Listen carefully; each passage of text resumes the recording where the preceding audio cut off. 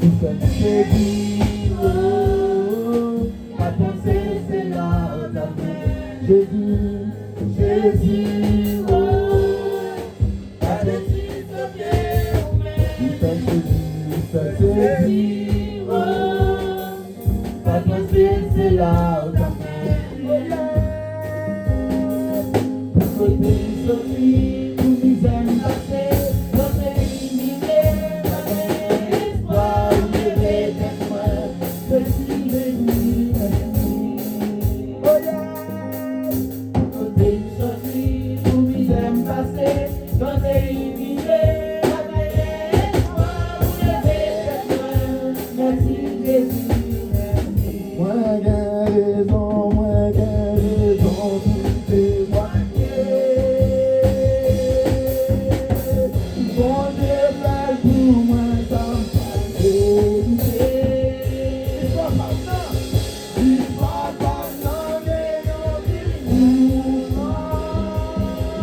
pour Dieu d'amis, en retirant.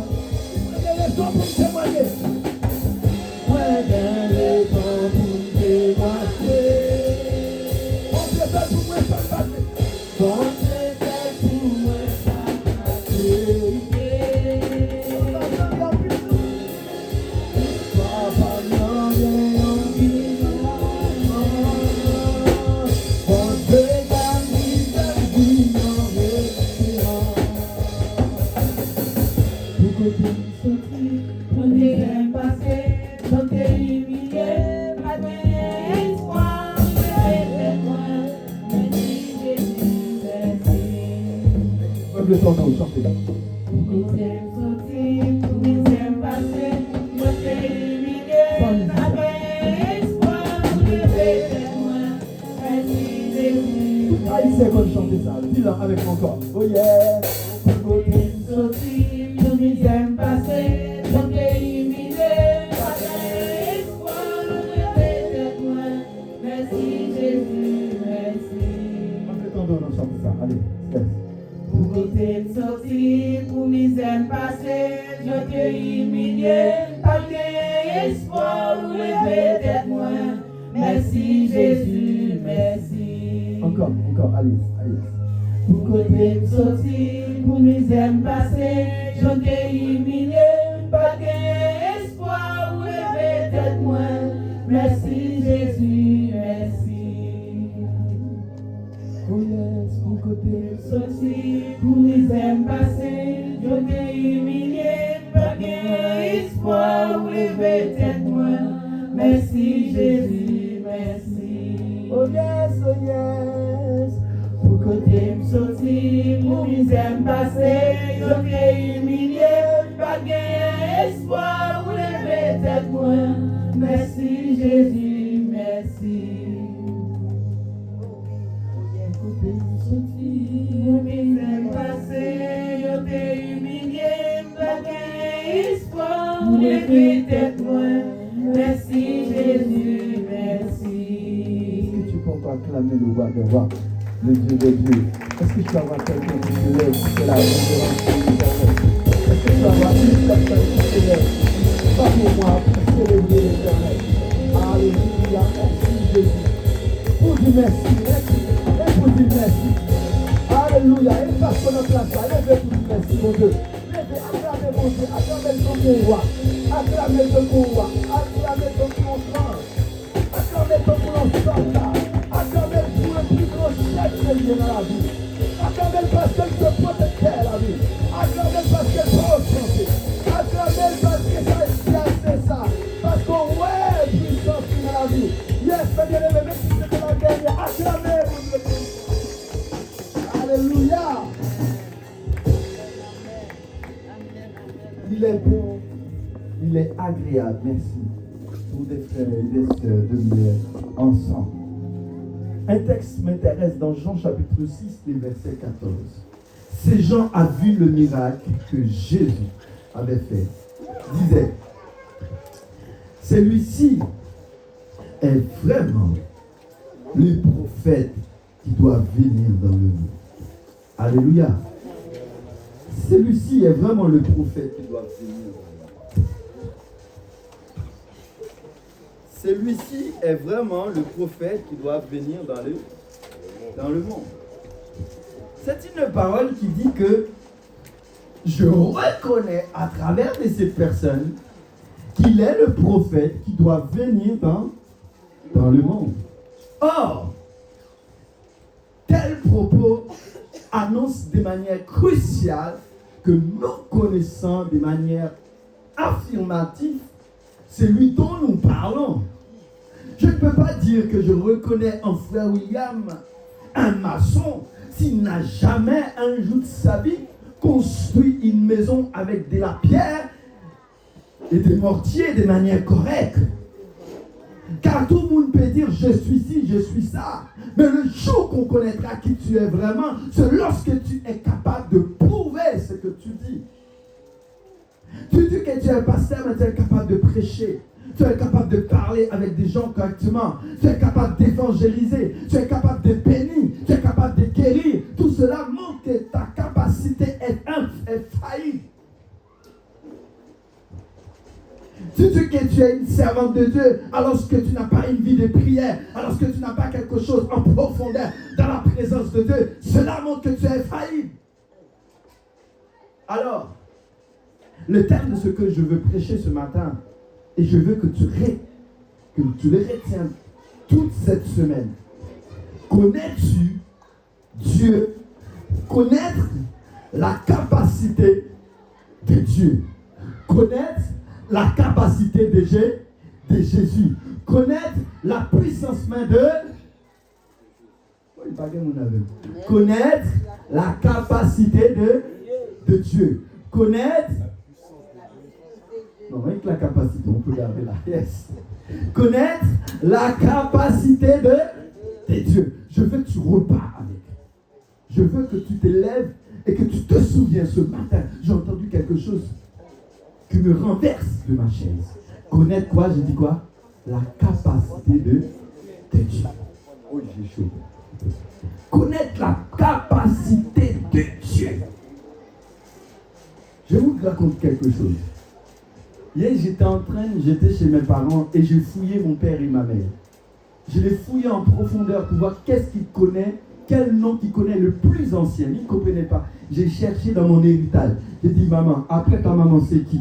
Elle m'a dit, c'est telle personne. Jusqu'à ce qu'on monte dans là-haut et il me dit, les derniers ancêtres qu'ils connaissent s'appellent Lavo. Est-ce que vous vous souvenez, vous, quelque chose de votre dernier hiérarchique? Alors, si je vous dis, dernière personne qui est née dans votre famille, vous serez prêt à me le dire. Moi, si on me demande, dans ta famille, Pasteur Josué, qui est le dernier? Moi, je dirais tout de suite, c'est Joyce. C'est logique. Si je vous montre Joyce, vous allez, oh ben oui, il est le dernier, c'est lui le dernier. Il n'y a pas d'autre après lui. Amen. Mais si je te dis, les dernières personnes que tu te souviens, que ta maman se souvient, que tes grands-parents se souviennent, c'est qui? Et quand on arrive sous Lavo, maman a fait un lien sur la famille des papas. Elle dit, ah ben là, Lavo, elle est le lien de tout le monde. C'est un moyen pour moi d'aller connaître certaines choses. Que peut-être que, si eux, ils n'étaient pas là, je ne le saurais jamais. Ça, c'est un. Permettez-moi de continuer un peu plus en profondeur. Qui te connaît le plus?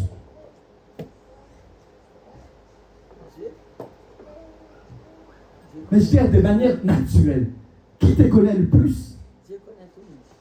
Est-ce que vous savez que parfois, il est possible qu'un ami vous connaisse même mieux que votre mari?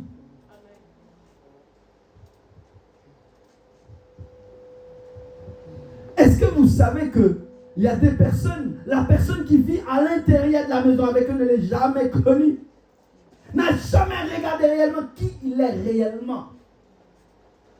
On nous raconte une histoire d'un pasteur qui vivait avec un démon sans le savoir qu'il était pasteur et le démon était à côté. Mais il n'a jamais su que c'était un démon qui était à côté de lui.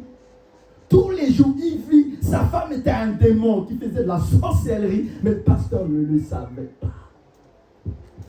Eh bien, tu te demanderas, mais le pasteur, c'est pas normal, c'est un pasteur qui n'est pas. C'est normal. Il peut bien vivre avec un démon, il ne connaît pas. Parce que tout ce qu'ils voyaient sur ces personnes, c'est de la charnalité. Tout ce que tu rentres, quand tu rentres à l'église, tu vois tout le temps que de la charnalité. Des paillettes. Oui, de gloire. Ah, c'est une église riche. Ah, c'est une église belle. C'est une église remplie de personnes. Ah, j'aime bien. J'aime bien. Ah, je connais cette église. Ah, je connais un tel. Ah, c'est bien cette église. Ah, je vais toucher. Ah, yes, Jésus m'a touché dans cette église. Mais tu connais une profondeur. Est-ce que tu connais sur quoi il est départi? Est-ce que tu sais quel hôtel qui a été construit le jour où le pasteur a installé son trône dans cette église? Est-ce que tu sais à quoi? À quelle prière? Quel Dieu qu'on a élevé? Qui on a élevé? Tu viens, tu vois les paillettes. Et tu te dis, je connais l'église. À travers ce texte, mes bien-aimés, je vais vous raconter une histoire que forcément vous connaissez déjà. J'aime pas raconter ce que vous connaissez, j'aime pas lire trop ce que vous lisez déjà. Mais j'aime bien prendre un rappel et vous faire lire après chez vous les textes. Jésus arrive dans un lieu où une foule de personnes s'est rassemblée autour de lui. Mes bien-aimés, écoutez bien. Lorsque toute cette foule s'assemble autour de Jésus, et il s'est dit, oh, lui c'est un homme, c'est un prophète, c'est un homme qui va faire des miracles. Tout le monde attend à des miracles. Et Jésus sait particulièrement leur cœur. Il sait particulièrement ce qu'il va faire. Et alors, vient. Jésus dit avec les disciples, vous n'avez rien à les donner à manger. Ah! Et André a dit à Jésus, écoutez, franchement, il faut au moins 2 à 3 mois de salaire pour nourrir tout ce peuple. Aucun disciple ne travaille. Quand on aura le temps de travailler plus de 2 mois pour donner un, en gros, il faut prêter cet argent.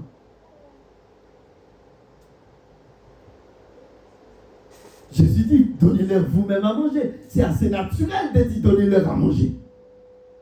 Vous n'allez pas attendre un miracle si les pasteurs viennent chez vous et vous demandent à manger. Vous direz, c'est normal, la nourriture c'est humaine, il n'y a pas besoin de prière pour ça. Je peux les donner. Jésus dit, donnez-les vous-même à manger. Il n'y a pas de complications, donnez-les vous-même à manger. La capacité de Dieu. Lorsque vous ne connaissez pas Dieu, vous êtes incapable de vivre pour Dieu. Lorsque vous ne connaissez pas Dieu, tout ce qu'on vous demande de faire, on se sentira forcé de le faire. Et c'est pour cela, maintenant, même dans les adorations, les chrétiens ont peur d'adorer parce qu'ils ne connaissent pas celui qui l'adore. Et c'est pour cela, même là, dans les gènes, même dans les veillées, les chrétiens ont peur de venir parce qu'ils ne connaissent pas la personne qui vient chercher. Ils ne connaissent pas la personne. Ils viennent célébrer quelqu'un, mais ils ne les connaissent pas.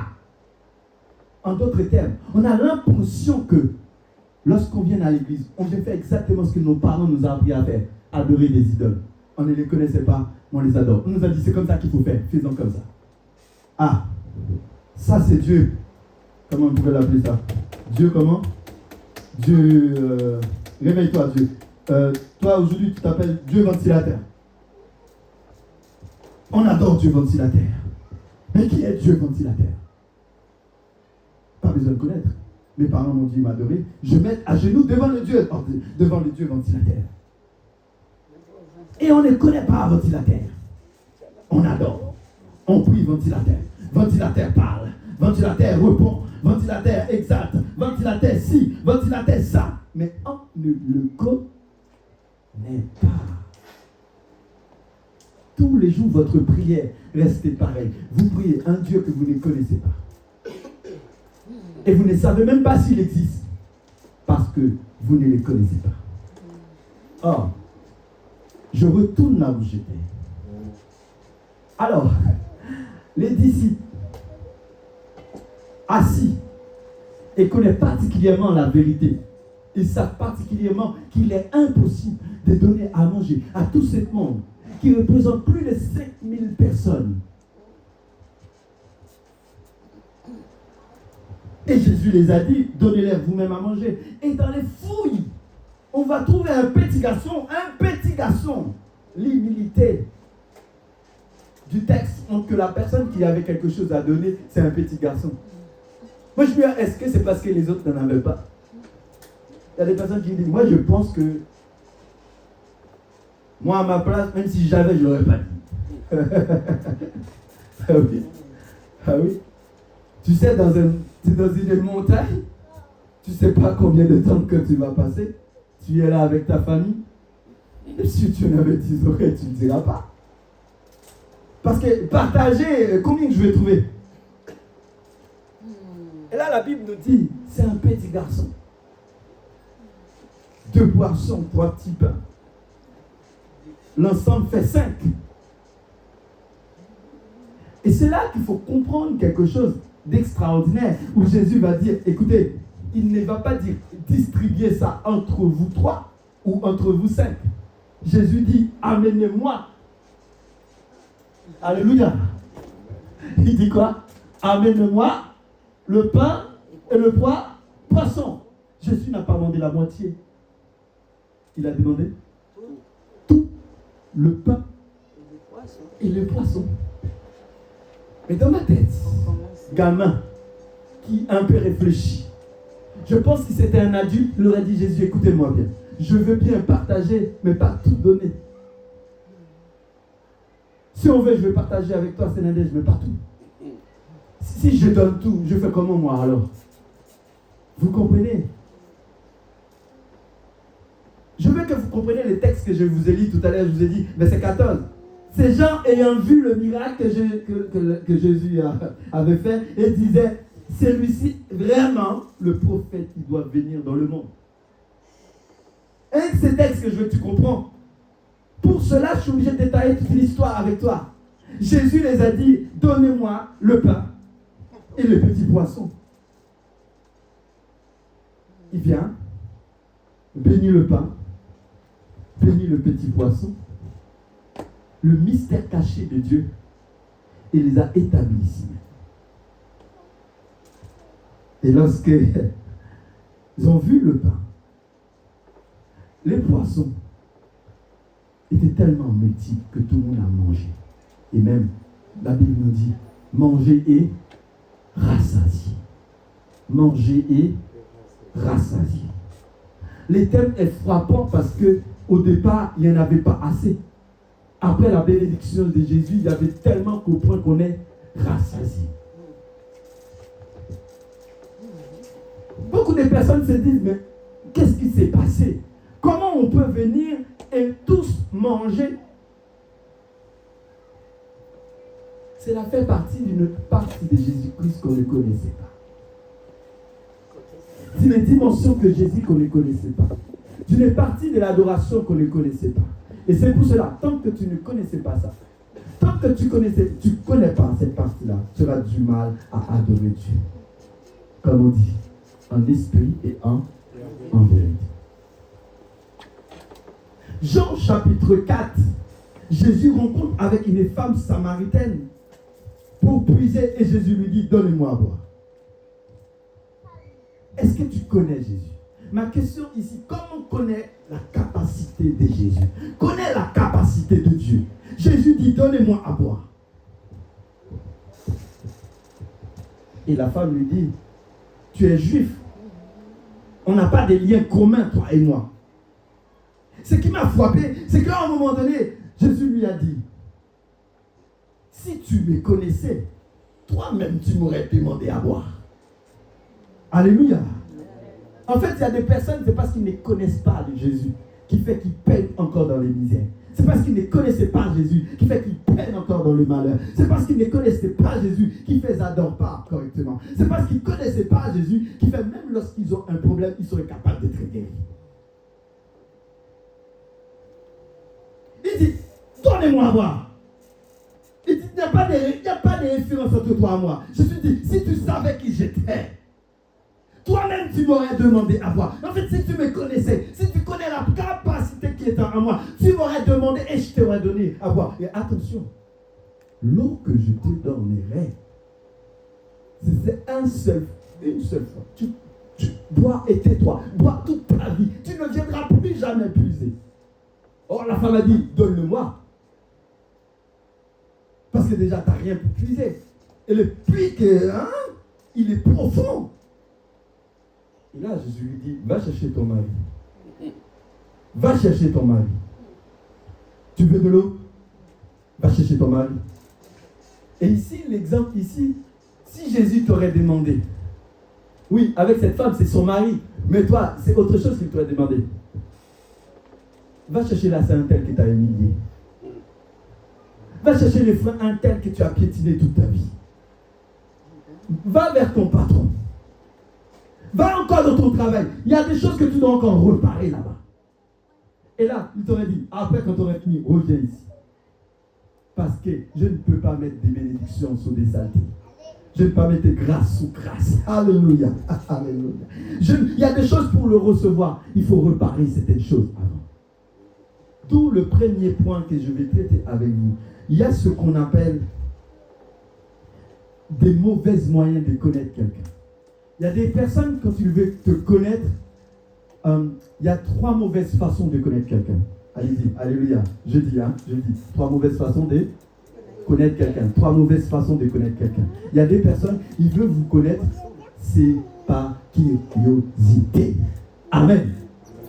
Ils n'en ont vraiment rien à faire. Mais par curiosité. C'est pour qu'il y a des personnes qui viennent à l'église par curiosité. C'est parce qu'elle est curieuse de savoir qu'est-ce qu'il va trouver ici, quelle manifestation encore qu'il va y avoir à l'église, comment le Seigneur va parler, comment les pasteurs vont un peu agiter les fidèles, qu'est-ce qui va se passer un peu quand le pasteur va agiter un peu l'huile d'onction, qu'est-ce qui va se passer. En fait, il est curieux de savoir, mais en d'autres termes, il n'a rien à faire de savoir, il n'a rien à faire d'apporter 10 sur 10 chez lui, de reprendre sa Bible et de regarder un peu tout ce qui a été dit, tout ce qui a été enseigné. Tout ce qu'il vient de faire, c'est la curiosité. Ce matin, je décrète dans le nom de Jésus que cet esprit de curiosité fuit ici. Alors oui, cette curiosité m'empêche de connaître Jésus réellement. Parce que s'il y a une chose que la foule était venue faire, ils étaient curieux. C'est comme quelqu'un qui te dit, tu sais, cet médecin, c'est un top. Moi, je te le conseille. Tout de suite, toi, tu prends rendez-vous. Il y a des personnes qui prennent un rendez-vous chez un médecin, ils vont juste par curiosité. Je suis malade, c'est vrai, mais ils savent particulièrement que le médecin n'est pas venant plus bon. Comme des personnes que tu viens à l'église. L'église Haïti, l'église Haïti a plus bien passé l'église ici. Mais au bas Haïti. Tout à Haïti, tout à comparé. Au bas Haïti, content tous les sabots de Baou. Mais c'est servi. On compare à gauche et à droite. On vient par curiosité. Deuxième chose, on vient par intérêt. Et ça, c'est le plus mauvais des façons de connaître quelqu'un parce qu'on veut quelque chose chez lui. Ben, il faut chercher à comprendre comment obtenir cela. Mais il faut connaître comment, quel plan qu'il faut mener pour recevoir ça. Ok, t'inquiète pas, on est des amis, on est des copains. Ok, tu connais bien. Surtout des hommes. On veut profiter la chair. On ne sait pas comment on va s'approcher d'elle. Pour être son ami. Lui servir. Quelle couleur aimes-tu, ma soeur? Qu'est-ce que tu préfères dans la vie? Et une fois on a ce qu'on veut, on se dérape tellement rapide comme un éclair. Même éclair pas plus fort que nous. Éclair pas plus rapide que nous. Parce qu'on a obtenu ce qu'on veut. Parce qu'on a connu ce qu'on devait avoir. Moi, je peux te dire, c'est un très mauvais moyen de connaître quelqu'un à travers cela. Et la dernière, c'est capital. Par esprit de chanalité. Il y a des personnes, ils chercheront à te connaître. Ce n'est pas parce que ils ont un esprit spirituel. Ce n'est pas pour revertir l'homme nouveau qui est à l'intérieur d'eux, mais c'est pour revertir la personne philosophique qui est en eux. C'est comprendre ta philosophie, c'est comprendre ce que tu as enseigné. D'où vient-il? C'est pour pouvoir apprendre ce que tu as donné. Alors regarde la suite du texte, à partir du verset 22. Jean chapitre 6. La foule qui était restée de l'autre côté de la mer avait remarqué qu'il ne se trouvait pas là qu'une seule barque. Et que Jésus n'était pas monté dans cette barque avec ses disciples, mais qu'il était parti seul. Verset 23, le lendemain, comme d'autres barques étaient arrivées de Tibériade, près du lieu où il avait mangé le pain, après que le Seigneur eut rendu grâce, les gens de la foule, ayant vu que ni Jésus ni ses disciples n'étaient là, montaient eux-mêmes dans cette barque, allaient à Capharnaüm à la recherche de Jésus. L'ayant trouvé au-delà de la mer, il lui dit, Rabbi, quand es-tu venu ici? Jésus lui a répondu. La mauvaise réponse. Il ne faut jamais entendre cela. La mauvaise réponse. Jésus lui a répondu. En vérité, je vous l'ai dit, vous me cherchez, non parce que vous avez vu des miracles, mais parce que vous avez mangé des pains et que vous avez été rassasiés. Travaillez non pour la nourriture qui périsse, mais pour celle qui subsiste,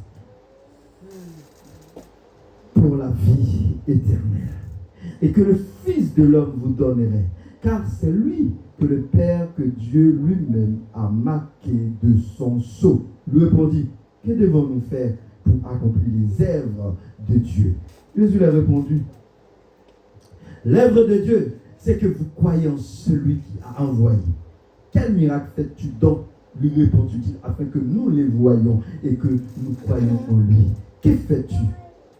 Nos pères ont mangé la manne dans le désert, selon ce qui est écrit, il leur donna le pain du ciel à manger.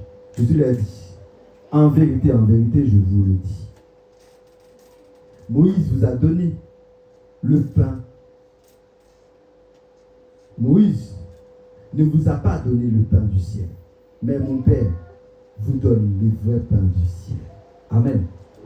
Jésus fait un contraste très pertinent. Quand nous parlons de cette troisième pain en disant que, écoutez mes bien-aimés, les mauvais moyens que vous pouvez connaître Dieu, c'est lorsque vous cherchez à avoir des choses charnelles. C'est lorsque vous cherchez à connaître la partie charnalité de Dieu. Et là, vous comprenez que, en fait, par interrogation, tu n'as jamais connu Dieu. Parce que la logique elle-même, de manière sincère, lorsqu'on veut chercher une logique, qui a reçu réellement le pain venu du ciel? C'est bien Moïse, non? C'est bien Moïse. La partie charnelle qu'il faut comprendre, c'est que Dieu, dans le désert, a fait pleuvoir depuis le ciel jusqu'à la terre le pain pour les disciples. Or, Jésus a dit aux disciples, vous n'avez pas reçu le pain venu du ciel. Jésus précise, attention, le vrai pain. En quelque sorte, Jésus n'a pas démenti que avant Jésus, Moïse a reçu le pain venu du ciel. Mais il a dit, mais ce pain-là, c'était un pain passager, éphémère. Mais le vrai, c'est lui qui dure, c'est lui qui est consistant, c'est lui qui te ramènera dans le salut, c'est lui qui permettra d'être en intimité avec Dieu. Là, Moïse n'a pas donné celui-là. Or, moi, je suis le pain de vie. Or, Moïse n'a jamais donné le pain de vie. Il a donné le pain pour le ventre. Le pain pour le ventre. Tant que le ventre me pose des questions, il faut que je le rassasie. Mais le pain qui m'aide à connaître Dieu, qui m'aide à me rassasier de Dieu, il n'y a que Jésus. Or ça, il était difficile pour les disciples de connaître ça. Cette vérité était si cachée qu'on cherchait à connaître Dieu. On dit, Jésus, tu es qu'un menteur. Tu n'es qu'un menteur. Tu bluffes. Parce que ce que tu dis là, ce n'est pas biblique. Ce que tu dis là, Moïse ne l'a pas dit. Ce que tu dis là, il n'est pas prouvé. Parce que on connaît ta maman. On connaît ta maman. Tu es le fils de Joseph. Tu viens d'une sœur maternelle. Mais vous savez comment elle a été conçue? Personne. Vous savez comment elle a été née? Personne. Et c'est pour cela que je t'ai dit que tu peux venir dans une église et tu ne le connaissais pas. Or que tu penses l'avoir connu. Tu peux rencontrer quelqu'un de ta vie, plus de 20 ans, 40 ans. Tu penses l'avoir connu. Pourtant, jamais, tu ne l'as jamais connu. Ni en profondeur, ni en largeur, ni en hauteur. Non, tu ne le connais pas. Jésus part. Et il part. Ces trois manières de connaître Dieu est très très mauvaise. Et je vous encourage. Si vous avez ces trois qualités, il faut changer les trois. Même pas en laisser un. Le trois doit être changé. Curiosité, non. Intérêt, non. Et surtout pas charnellement. Ne cherche pas à connaître Dieu charnellement. Ne cherche pas à connaître Dieu charnellement. Cherche à le connaître dans l'intimité spirituelle. D'abord, avant tout. Seigneur, je ne veux pas te connaître de manière charnelle, mais donne-moi le moyen de te connaître dans le plus profond. Parce que lorsque tu es spirituel, il y a certaines choses que tu le connais. Jésus dit avec Nicodème, Nicodème, tu es docteur de la loi et tu ne connaissais pas ça. Docteur de la loi, hein? Tu ne le connaissais pas. Docteur de la loi charnel. Nicodème connaissait Jésus, mais il voulait le connaître plus en profondeur, charnellement. Parce qu'il faut être neuf de nouveau. Je lui dis, Nicodème dit, hein, je dois encore rentrer. Jésus dit, Nicodème, il te manque une évice. Parce que ce qui est de la chair est chair. Et ce qui est esprit est esprit. Cela revient à dire que celui qui veut connaître Dieu dans la chair, alors que Dieu est en esprit, il fera une fausse route. Or que connaître Dieu n'est pas dans la chair, mais est dans l'esprit. Ah, je sens que j'ai quelqu'un avec moi. Écoutez-moi, j'ai un deuxième point pour vous. Deuxième point, je vois que tu t'accroches à cela. Connaître Dieu, dans le mot connaître, la définition, ça se dit, connaître, c'est apprendre et comprendre. Amen. Quelqu'un peut dire cela avec moi? Apprendre. L'église, apprendre et comprendre. Quand tu veux connaître Dieu, il faut que tu apprennes et comprennes. Avant, quand j'étais plus jeune, de vous arriver devant le professeur, de pouvoir apprendre la pas que même si vous ne comprenez pas ni ou à 10 sur 10. Mais quand j'arrive en France, on m'a dit apprendre, ça ne sert à rien.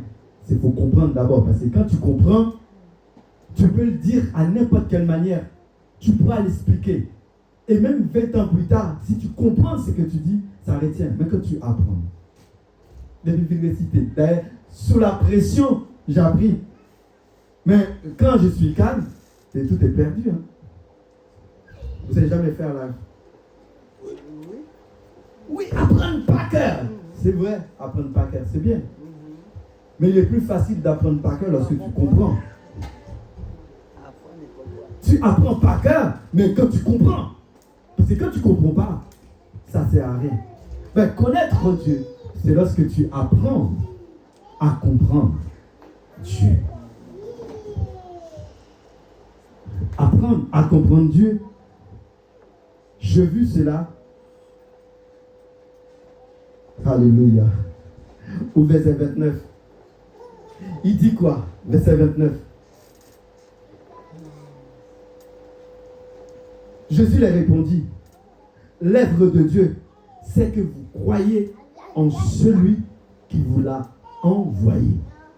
Verset 29, Jésus dit avec les disciples, non seulement le fait de connaître Dieu, n'insiste pas seulement de comprendre, mais aussi il faut croire en quelque chose. Il faut croire en celui qui l'a envoyé. Il faut croire et recevoir. Oh, tu ne peux pas croire sans comprendre. Oh, que tu ne peux pas croire sans apprendre à les connaître. Amen. Amen. Le fait de connaître Dieu, Jésus me donne encore 3 choses qui me permettent de connaître Dieu. Comprendre Dieu, c'est avant tout croire en Jésus. Vous pouvez l'écrire. Comprendre Dieu, c'est croire en Jésus.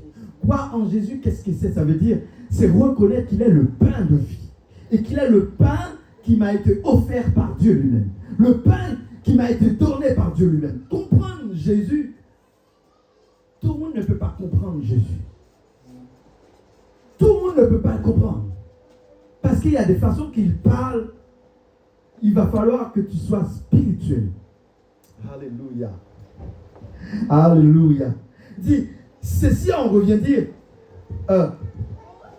l'œuvre de Dieu, c'est de croire en celui qui l'a envoyé.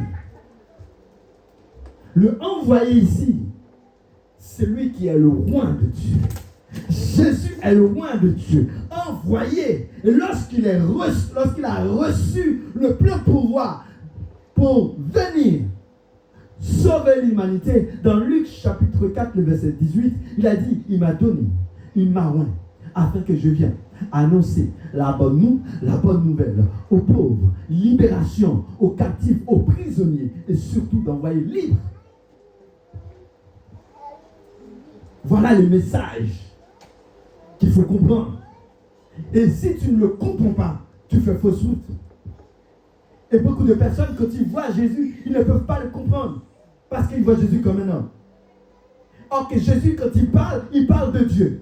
Et il faut voir que le livre de Jean, c'est l'une des livres, c'est l'une des évangiles qui parle de Jésus en tant que fils de Dieu. Il n'y a pas de question là-dessus. Jean ne parle pas de Jésus comme un observateur, mais comme le Fils de Dieu. En gros, ça veut dire Fils de Dieu qui est donné. Et c'est pour cela, dans l'évangile des Jean, ça commence par Jean commence par au commencement était la parole. Et la parole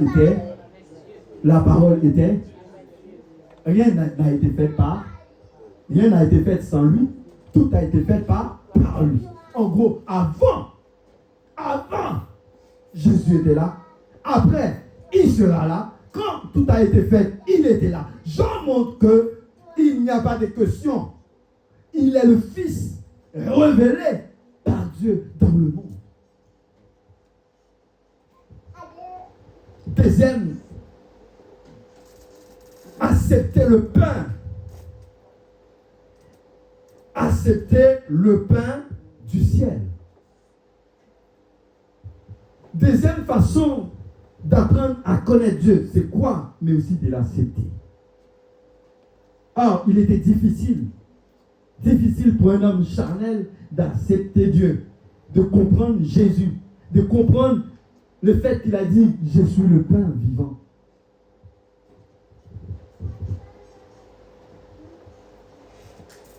Accepter Jésus.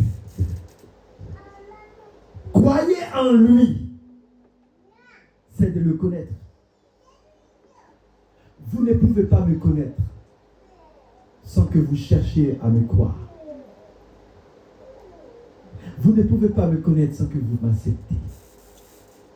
Vous devriez m'accepter d'abord avant de chercher à me connaître. Et c'est pour cela, la personne qui veut vous connaître vous ouvre une porte. À l'église, vous voulez qu'on construise quelque chose ensemble. Parce que chacun d'entre vous décide de mettre les siens, en grosso modo, ouvre une porte. Si vous n'ouvrez pas une porte, vous n'êtes pas là. Si vous n'ouvrez pas une porte pour Dieu, vous n'êtes pas là. Il y a des sacrifices, vous ne le ferez pas. Vous ouvrez une porte pour que le Seigneur puisse percer votre cœur. Autre chose. Je comprends que connaître Dieu, c'est comprendre les choses spirituelles. Connaître Dieu, c'est l'accepter. Connaître Dieu, c'est croire en lui. Et connaître Dieu, c'est connaître les choses spirituelles. Alors là, oui, dans les connaître les choses spirituelles, j'ai encore des choses à dire. J'ai encore des choses à dire parce que quand on parle des choses spirituelles, c'est là vient la quatrième chose que j'aimerais vous dire ce matin. Et ce que j'aimerais vous enseigner ce matin, c'est avoir une relation. Connaître Dieu, c'est avoir une relation intime avec lui. Dans le mot connaître, on voit relation sociale. Parce que pour connaître quelqu'un, il faut avoir une relation. Il faut au moins l'aborder une fois dans votre vie. Si vous ne m'avez jamais abordé, vous ne pouvez pas me connaître. Amen. Même quelqu'un qui veut te filmer, il doit avoir un contact avec vous s'il veut vous connaître. On ne peut pas connaître l'église Saint-Adonai sans avoir mis les pieds un jour ici. Ce n'est pas parce que vous me voyez réellement sur Internet, c'est la vérité, vous me connaissez entièrement. Vous pouvez me connaître à travers mes prédications en fonction de ce que j'ai dit, mais le profondeur, l'intimité de réellement, vous ne pouvez pas le connaître. Vous ne pouvez pas le percer sans avoir été en contact avec moi. Amen. Et vous savez, quelqu'un qui vous connaît bien, il sera capable de vous offrir le plus grand cadeau. Et c'est pour cela beaucoup de personnes offrent des cadeaux exorbitants avec des frères, des sœurs, mais des cadeaux qui coûtent super cher. Vous savez, qui n'en vaut rien. Vous savez pourquoi il n'en vaut rien? Parce que vous ne connaissez pas la personne avec laquelle vous l'offrez. Vous pouvez acheter une très belle veste et venir adorer le Seigneur. Et le Seigneur dit, moi je ne prends pas le plaisir dans ta veste. Le connaître quelqu'un, la Bible nous dit dans Romains chapitre 12, le verset 1er à 2, il a dit, Romains chapitre 12, 17 s'il te plaît, Romains chapitre 12, verset 22, la Bible nous dit, je vous exhorte donc, frères, par les compassions de Dieu, à offrir vos corps comme un sacrifice vivant, saint, agréable à Dieu, ce qui sera de votre part. Comment? Ce qui sera de votre part un culte raisonnable. Verset 2. Ne vous conformez pas. Chapitre 12, Romains chapitre 12, verset 1 à 2. Ne vous conformez pas au siècle présent, mais soyez transformés par le renouvellement de l'intelligence afin que vous discerniez ce qui est la volonté de Dieu, ce qui est bon, agréable et parfait. En d'autres termes, relation que tu dois avoir avec Dieu, d'abord, c'est lorsque tu commences par lui offrir tout ton corps. Mais je dis encore, comme ce pain, il ne pouvait pas être multiplié sans que ces petits garçons n'acceptaient pas de tout donner à Dieu. Vous voulez connaître Dieu? Vous voulez être en relation avec Dieu? Vous voulez que Dieu vous multiplie? Vous voulez que Dieu vous transforme? Vous voulez que Dieu vous renouvelle? Offrez vos corps avec lui. Offrez vos corps. Là aussi, j'ai envie de dire quelque chose. Quand je dis offrez vos corps, première chose, offrez vos corps. Offrez vos corps ici, c'est la rien à dire. C'est ton cœur qui doit être brisé. Dans ce sens, offrez vos corps. David dit, renouvelle-moi d'un cœur. Les sacrifices qui est agréable à Dieu, David. Les sacrifices qui est agréable avec Dieu, David nous a dit quoi? C'est un esprit brisé. Tu veux connaître Dieu, mais ton esprit n'est pas encore prêt à briser. Tu veux connaître Dieu, mais tu n'es pas encore prêt à avancer pour lui. Tu veux connaître Dieu, mais tu es encore stagné. C'est quand tu vas avancer. Autre chose, deuxième chose dans ce quatrième point. Avoir une relation avec Dieu, quatrième point. Je dis, offrez vos corps. Premier. Deuxième. Avoir un cœur. Yes. Régénéré avec Dieu. Troisième. L'obéissance. Quatrième. Transformation. Je reprends. Offrez vos corps. Deuxième. Un cœur régénéré. Troisième. L'obéissance pleinement avec Dieu. Et la dernière, transformer. Renouvellement, c'est-à-dire transformation, pardon. Cela revient à dire que la relation avec Dieu implique des sacrifices. La relation avec Dieu implique une certaine intimité. Il ne suffit pas juste de venir et s'asseoir. Il ne suffit pas juste de s'habiller et de venir dans la présence de Dieu. Il ne suffit pas rien de prendre la main de quelqu'un et de l'accompagner à l'église. Il ne suffit pas rien de venir à l'église et d'assister. Il suffit aussi un ordre de ta part. Il suffit un sacrifice aussi de ta part. Il suffit un renouvellement, un sacrifice, une obéissance de ta part, une intimité avec Dieu. Une chose que j'adore faire. Impossible de prêcher sans prier. Je ne peux pas prêcher sans prier. Des fois, je passe plus de 2 heures dans la prière que de temps à préparer une prédication. Parce qu'il est important de comprendre la plus petite pensée qui est dans la prédication doit venir entièrement de Dieu. Et c'est pour cela la plus petite pensée que tu dois écouter dans une prédication. Tu dois demander avec le Seigneur de te le révéler. Parce que je peux prêcher pendant 1 heure, 2 heures, 1 heure et demie, or que tu n'en trouveras quasiment rien. Mais si tu as demandé préalablement avec le Seigneur, c'est que le pasteur va dire, c'est que l'enseignant va m'enseigner, aide-moi à trouver un seul parole. Tu ne peux pas avoir plus, un seul. Le seul parole que tu vas trouver fera ta journée, fera ta joie toute la semaine. J'écoute beaucoup de prédications.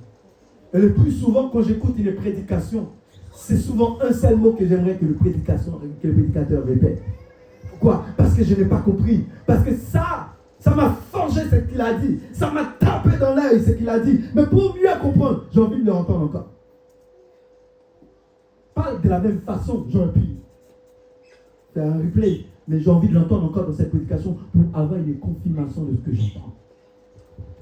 Ce matin, est-ce que tes oreilles sont réellement à l'écoute de Dieu? Est-ce que ce que tu es ce matin, est-ce qu'il est réellement à l'écoute de Dieu? Est-ce qu'il est connecté là-haut? Est-ce qu'il est vraiment connecté?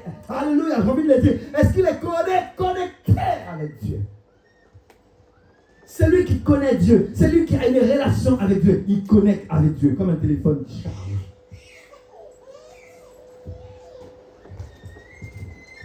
Dès que tu es connecté avec Dieu, tu as un téléphone qui charge. Je reprends, ma bien-aimée. Aïe. Dernière chose que j'aimerais t'enseigner ce matin. Connaître Dieu, c'est ressentir Jésus dans ta vie. Alléluia. Connaître Dieu, c'est ressentir Jésus dans ta vie. Ressentir Jésus dans ta vie. Combien d'entre nous qui ressent Jésus dans sa vie? Combien d'entre vous, quand vous priez, vous sentez qu'il y a quelque chose qui te pousse réellement à prier? Non, ça ne vous a jamais arrivé? Quand tu pries, tu sens quelque chose qui peut dire, c'est l'on a pris, c'est l'on a pris, ça vient continue. Tu n'as jamais entendu ça? Si tu n'as jamais entendu ça, si tu n'as jamais entendu une voix qui te dit, ma soeur, continue, cela veut dire que tu es faible spirituellement. Si tu vois quand tu pries, mes bien-aimés, tu as plus envie de t'arrêter que de continuer. Cela veut dire qu'il y a quelque chose qui n'est pas. Je ne sais pas si j'enseigne à quelqu'un, mais j'aime le dire, il y a quelque chose qui ne va pas. Lorsque tu vois que tu pries, tu as plus envie de dormir que de prier. Il y a quelque chose qui ne va pas. Parce qu'à l'intérieur de toi, Seigneur Jésus, quand tu pries, il doit être à l'intérieur de toi. Il te pousse à aller plus loin. Laisse, alléluia. Continue ma soeur. Continue. Et là, les paroles sortent. Tu ne sais même pas d'où tu le trouves.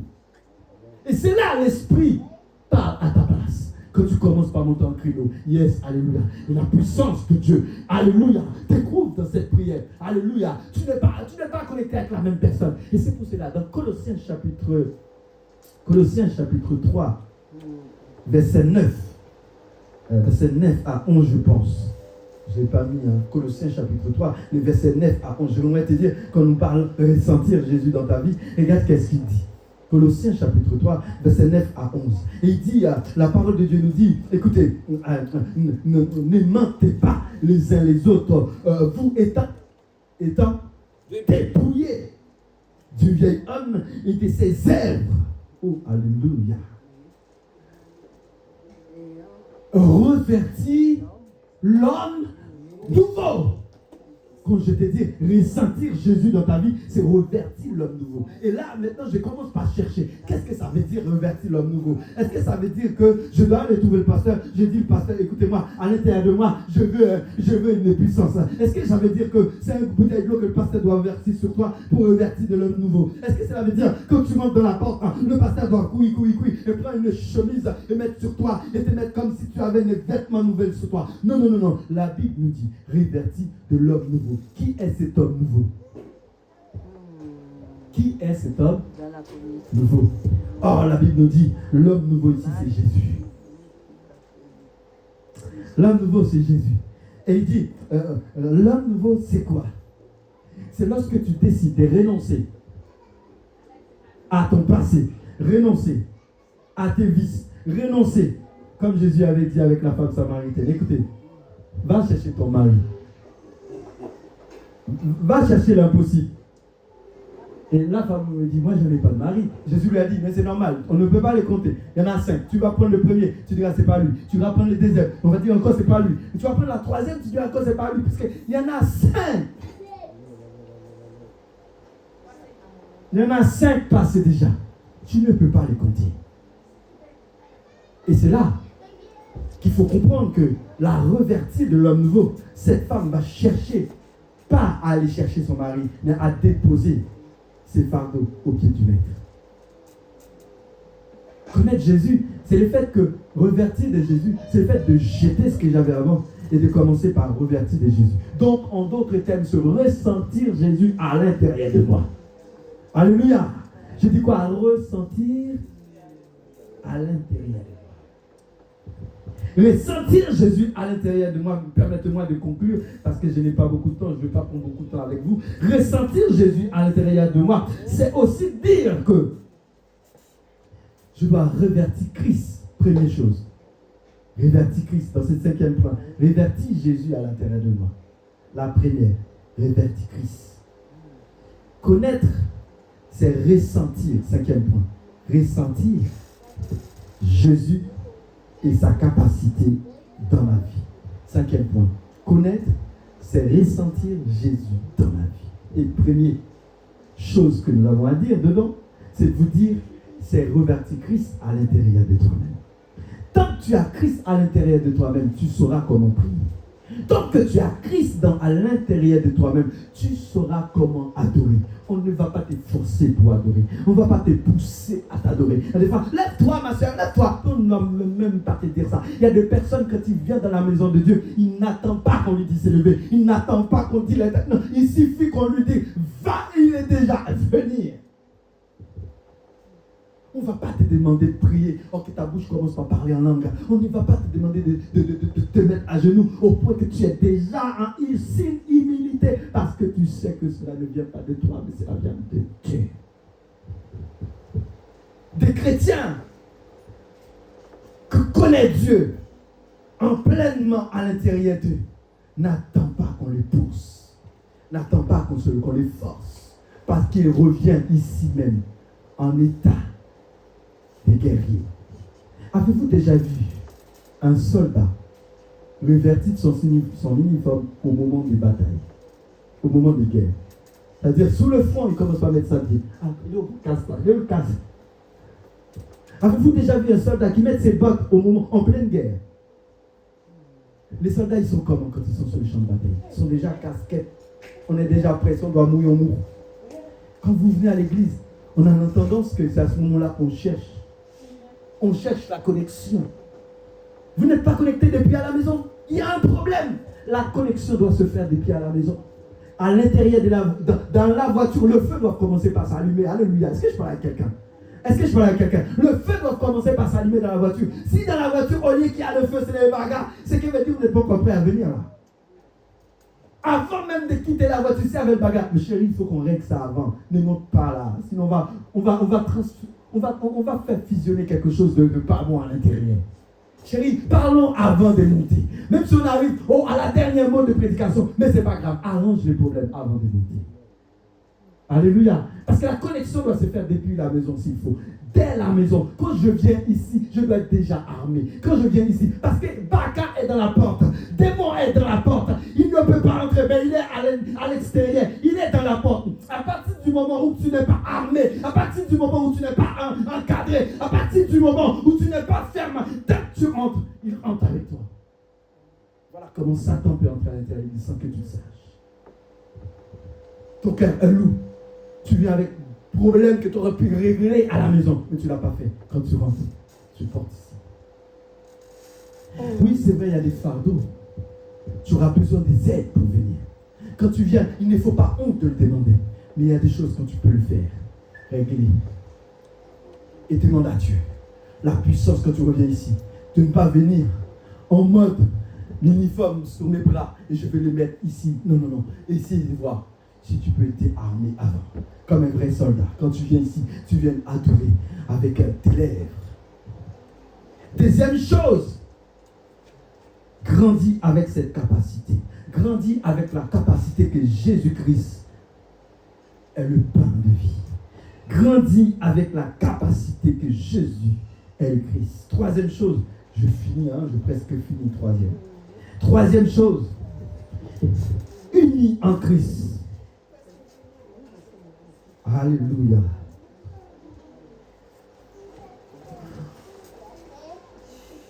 Unis en Christ. Je lis ce dernier texte, versets 10 et 11. Et ayant revêtu de l'homme nouveau, qui se renouvelle dans la connaissance, selon l'image de celui qui l'a créé. Il n'y a ici ni grec, ni juif, ni circoncis, ni incirconcis, ni barbare, ni scythe, ni esclave, ni libre. Mais comment? Mais Christ est tout et en tous. Tu dois prendre cette verset. C'est pas normal que Jésus n'est pas à l'intérieur de toi. Est-ce que c'est moi qui l'a dit ou pas? Il a dit Jésus doit être à l'intérieur de toi. Quand tu connais quelqu'un, il doit être à l'intérieur de toi. C'est maintenant que je me corrige un peu, mais avant, dans toutes mes prédications, je ne peux pas arrêter sans pas parler de Darlene. Et après, j'apprends à arrêter de parler de Darlene parce que c'est pas tellement trop bien pour la peau. On cite tout le temps son nom partout où on passe. Parce qu'elle est dans ma tête, c'est ma femme. Il y a des personnes qui disent ah oui, mais c'est normal, mais c'est pas ça, c'est pas normal. Ou disent ah oui, c'est normal, c'est parce que c'est sa femme. Oui, mais c'est parce que c'est la personne que je la connais un peu plus. Et c'est l'une des personnes qui me connaît le plus. Et peut-être pour vous, je vous dirais la même chose. La personne qui vous connaît, c'est votre mari. Si vous vivez chez votre parent, c'est votre parent. Si vous vivez avec une copine en colocation avec quelqu'un, ben vous direz, c'est cette personne-là. Mais en d'autres termes, ils ne vous connaissent pas plus que Jésus. Et c'est pour cela, si Jésus me connaît, moi aussi je dois connaître Jésus, parce qu'il ne vit pas à l'extérieur de moi. Il vit à l'intérieur de moi. Si je vis maintenant, je ne vis pas dans la chair. Christ qui vit en moi. Galates chapitre combien? Galates 2, verset 20. Merci. Je meurs avec Christ. Je suis crucifié avec Christ. Mais si je suis ressuscité, je ne ressuscite pas pour ma vie. Je ressuscite pour glorifier celui qui me donne la vie. Celui qui me connaît le mieux. Celui qui vit le mieux en moi. Mes bien-aimés,